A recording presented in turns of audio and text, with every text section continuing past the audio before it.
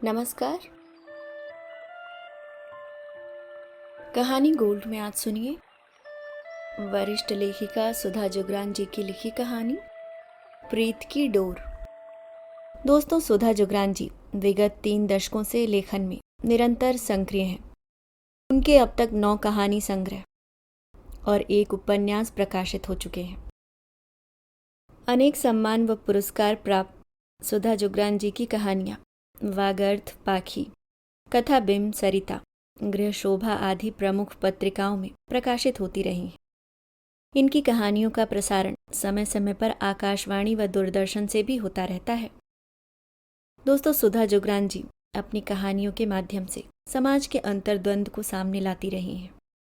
सुधा जुगरान जी राष्ट्रीय स्तर के अनेकों पुरस्कारों से सम्मानित हैं। तो आइए सुनते हैं रिश्तों के ताने बाने को बुनती एक खूबसूरत कहानी। आखिर भैया ऐसा क्यों कर रहे हैं? क्या कमी है उन्हें? इतने बड़े ओहदे पर हैं, इतनी बड़ी कोठी है, शाही ठाट से रहते हैं। ऐसा तो नहीं था मेरा मधुकर। जरूर रितिका ही उसके कान भरती होगी। नहीं नहीं, बहू ऐसी नहीं है, बल्कि मुझे तो ऐसा लग रहा है कि बहू भी इस मामले में उसके खिलाफ है। माँ माथे पर हाथ रखकर बोली। पराई बेटी का क्या भरोसा जब अपना ही सिक्का खोटा हो। एक ही बेटी है मधुकर की, वह भी इतनी अच्छी नौकरी पर है। दामाद भी बड़ा अफसर है। इतना कुछ जोड़ा हुआ है बेटी के लिए, और कितना जोड़ना है आखिर। भाई की औलादों की जरा भी फिक्र नहीं है। क्या दिनकर के बच्चे उसके बच्चे नहीं हैं?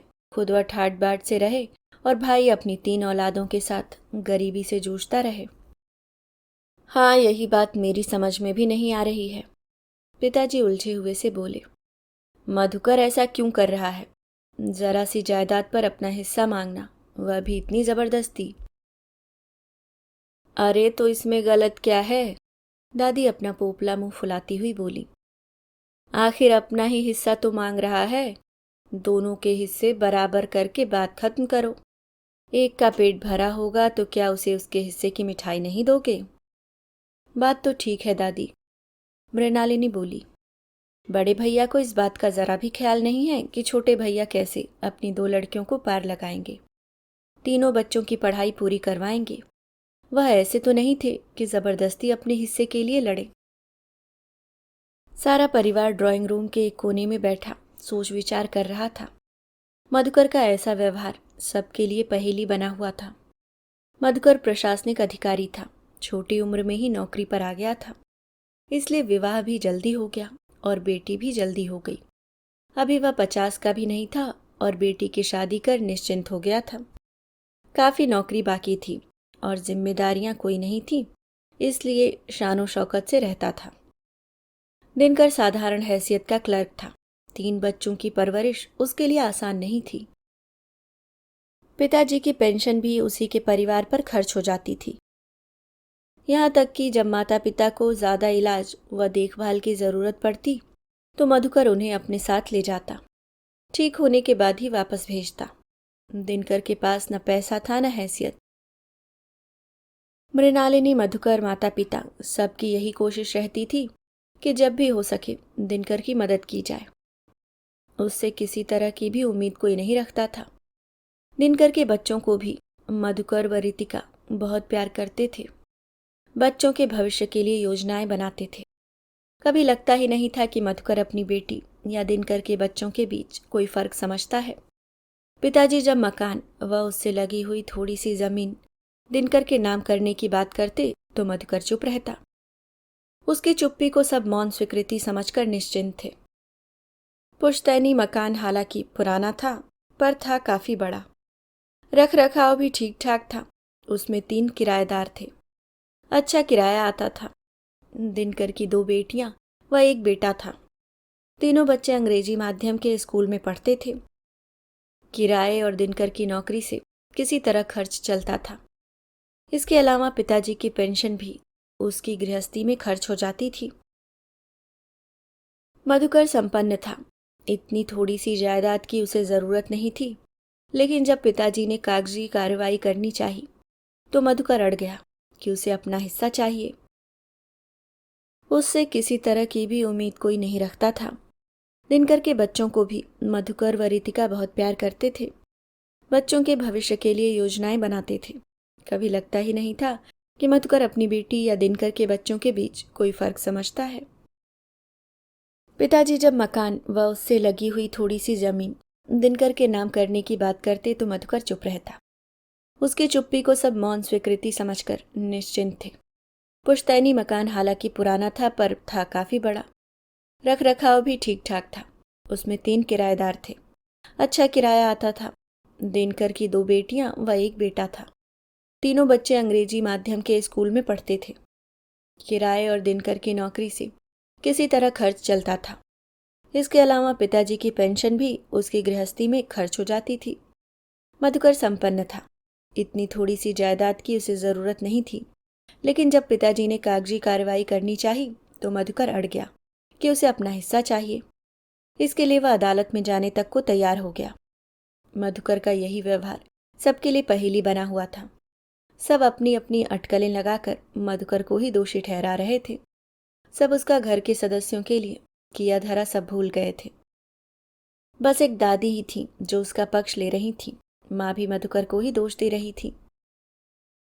दिनकर आर्थिक दृष्टि से कमजोर था, इसलिए उसकी तरफ माँ की हमदर्दी जरा ज्यादा थी। दिनकर के परिवार के लिए बहन भी कुछ न कुछ करती रहती थी, इसलिए मधुकर का यह व्यवहार सबको खटक रहा था। मधुकर का कहना था कि वह संपन्न है तो इससे क्या, आखिर पिता की संपत्ति में से उसे तो अपना हिस्सा मिलना ही चाहिए। पूरे मकान व जमीन का आधा किया जाए, फिर वह अपने हिस्से का चाहे जो करे, या फिर दिनकर उसका हिस्सा रखकर उसे उसकी कीमत दे। यह जानते हुए भी कि इतनी जमा पूंजी की तो दिनकर कल्पना भी नहीं कर सकता। ऊपर से 2 बेटियां हैं, उनके विवाह भी करने हैं। मधुकर की पत्नी भी उसके इस व्यवहार से हैरान थी।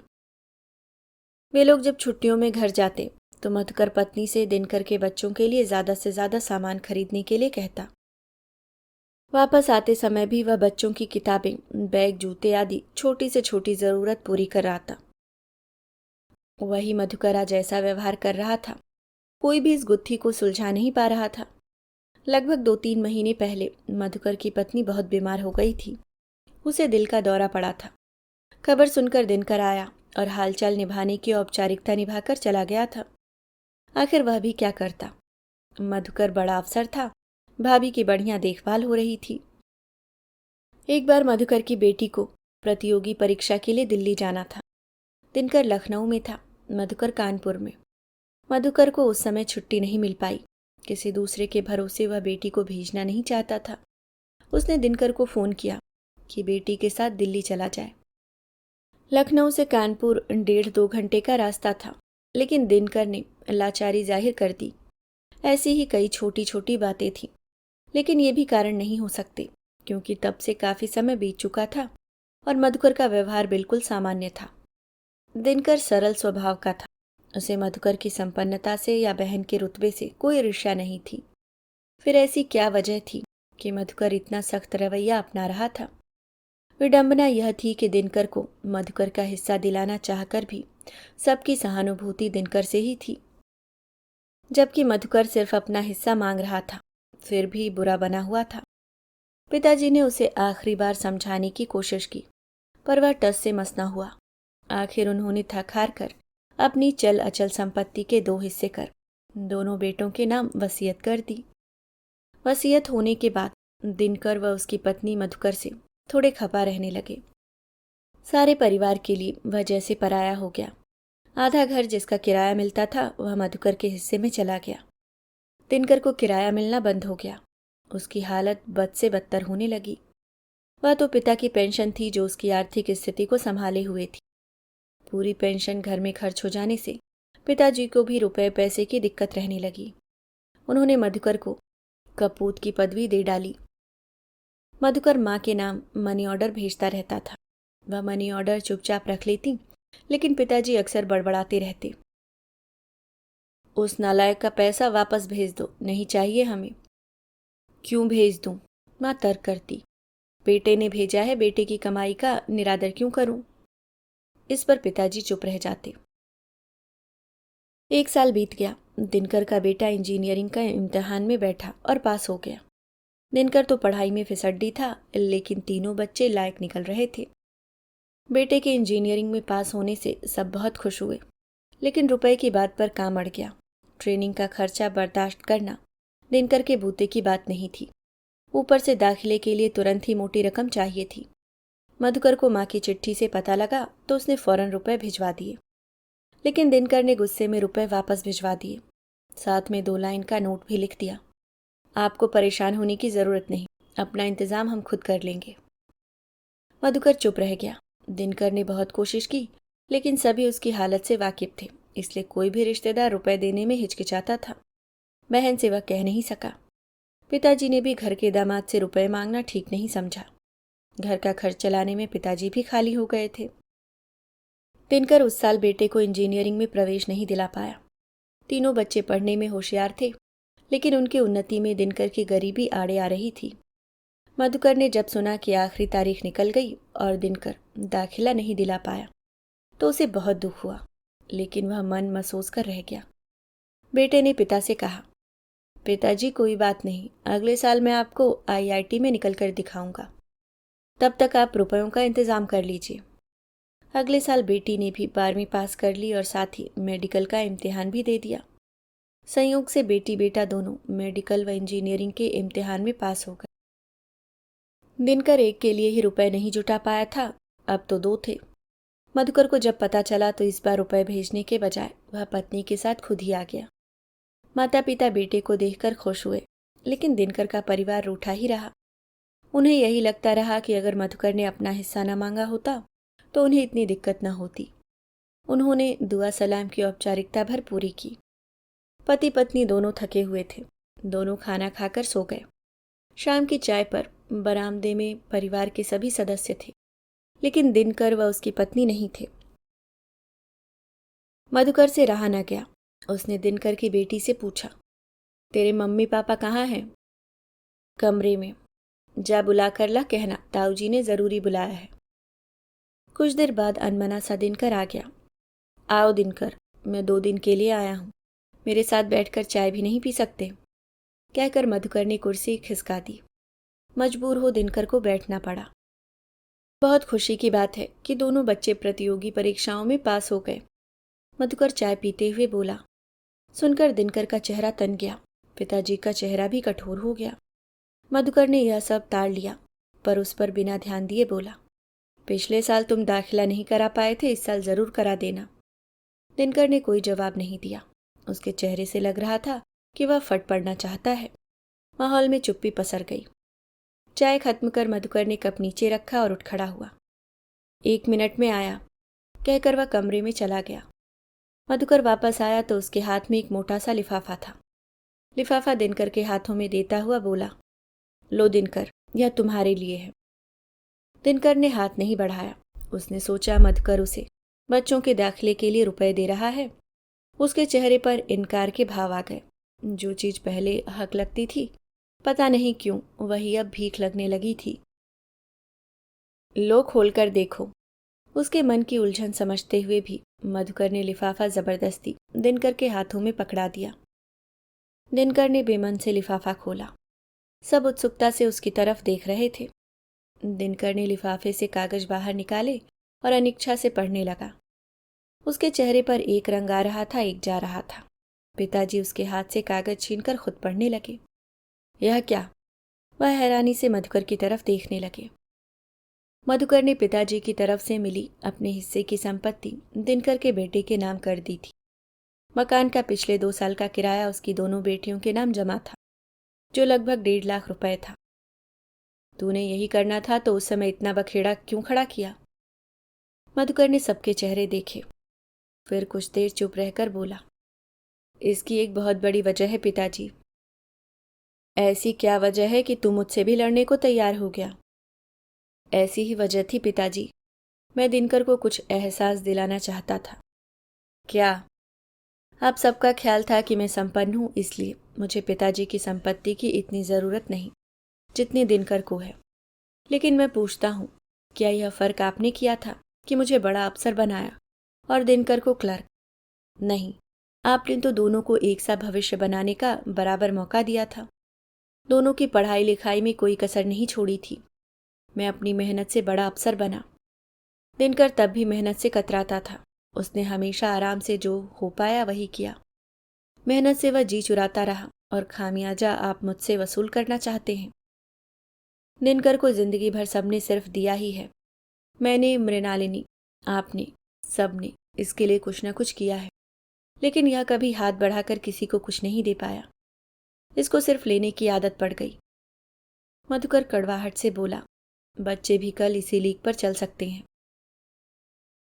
लेकिन यह तो कोई बात नहीं हुई। उसकी क्लर्की की साधारण सी नौकरी है।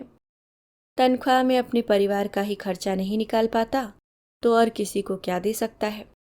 माँ ने दिनकर का पक्ष लिया। नहीं माँ, ऐसी बात नहीं है। किसी को कुछ लेने या देने का संबंध रुपए से कम, भावना से अधिक है। कोई 500 रुपए की चीज दे तो क्या उसके बदले में 10 रुपए भी खर्च नहीं किया जा सकते?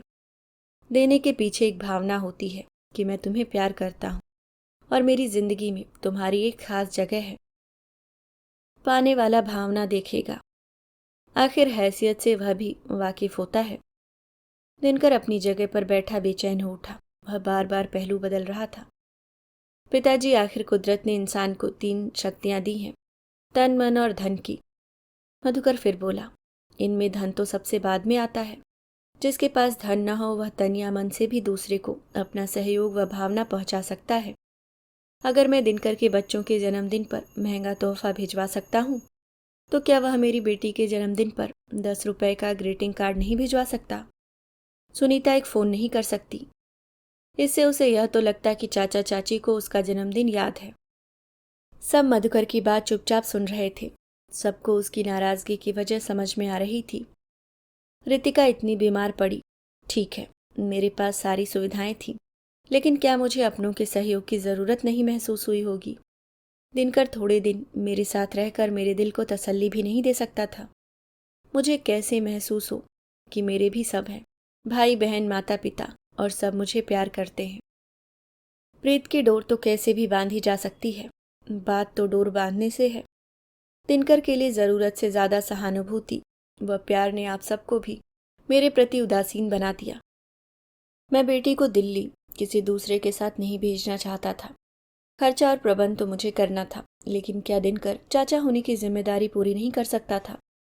लेकिन लेने की ऐसी आदत पड़ी कि दिनकर को कभी जिम्मेदारी का एहसास हुआ ही नहीं, न माता पिता के लिए न भाई बहन के लिए।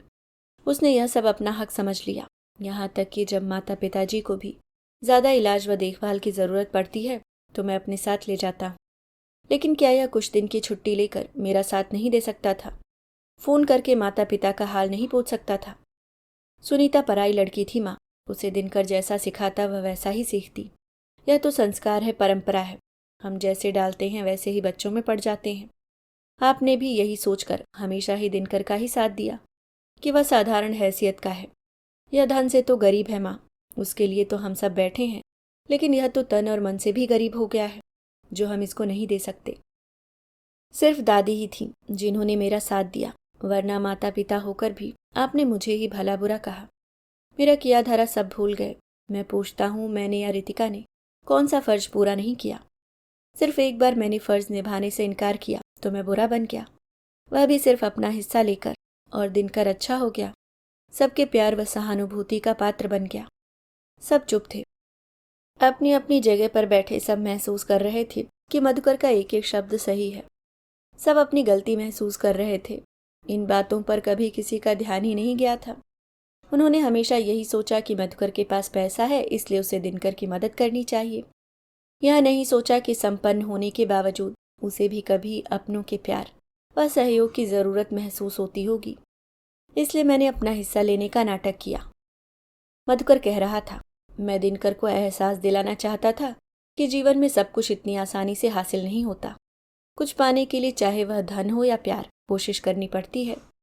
मेरा हिस्सा भी पिताजी से पाकर वह कभी नहीं समझता कि यह भाई का हिस्सा है, वह इसे भी अपना हक ही समझता। मैं तो जिंदगी की परेशानियों से अकेला ही जूझता रहा, कभी महसूस ही नहीं हुआ कि सुख दुख में साथ खड़े होने के लिए मेरा भाई है, जो किसी भी जरूरत पर मेरे साथ छाती तान कर खड़ा हो जाएगा। कहते कहते मधुकर की आंख भर आई। उसके साथ सबकी आंखें नम हो गईं। कोई कुछ नहीं बोल रहा था, पर उनके चेहरे बता रहे थे कि वे अपनी गलती महसूस कर रहे हैं। इस पहलू पर तो उनका ध्यान कभी गया ही नहीं था। पल भर के लिए सबके बीच चुप्पी पसर गई। तभी दिनकर उठकर भाई के पास आया और उसके पैर छूते हुए बोला, भैया मुझे माफ कर दो, मैंने कभी इन बातों पर ध्यान ही नहीं दिया, सिर्फ अपना ही पक्ष जाना, आपकी तरफ से कभी सोचा ही नहीं। सब कुछ अनजाने में ही हुआ। आज आपने मेरी आंखें खोल दी। हाँ बेटा, हम सबको भी माफ कर दे। हमने सचमुच इस नज़र से कभी नहीं सोचा कि धन से संपन्न है तो क्या, सुख दुख तो तेरे भी हैं और हम सबको तेरे बारे में सोचना चाहिए। मधुकर का दिल पसीज गया। सारा गुस्सा पल भर में काफुर हो गया। अपने तो अपने ही होते हैं, प्रत्यक्ष रूप से साथ न भी दें तब भी हमारे तन मन में बसकर हमें सहारा देते हैं। उसने दिनकर को गले लगा लिया। मुझे तुझसे कोई नाराजगी नहीं है दिनकर, मैं तो तुम्हें सिर्फ एहसास दिलाना चाहता था कि तुम सिर्फ अपने तक सोचने के दायरे से बाहर आओ, दूसरों के बारे में भी सोचो। दूसरा तुम्हारे लिए जो कर रहा है उसे हक समझकर ही नहीं, बल्कि कृतज्ञता से ग्रहण करो। बदले में कुछ करने की कोशिश करो। सिर्फ मेरे लिए ही नहीं बल्कि इसे एक आदत बनाओ। सिर्फ लेना ही नहीं, देना भी तो सीखो, तभी नई पीढ़ी में भी घर के ये संस्कार पनपेंगे। दोनों भाई एक दूसरे से लिपटे हुए थे। लंबे समय से जो मनमुटाव की छाया घर के सदस्यों को घेरे हुए थी, वह अब परस्पर स्नेह के प्रकाश से छट चुकी थी। नई सुबह उसका इंतजार कर रही थी। अभी आप सुन रहे थे सुधा जोगरान जी की लिखी कहानी प्रीत की डोर।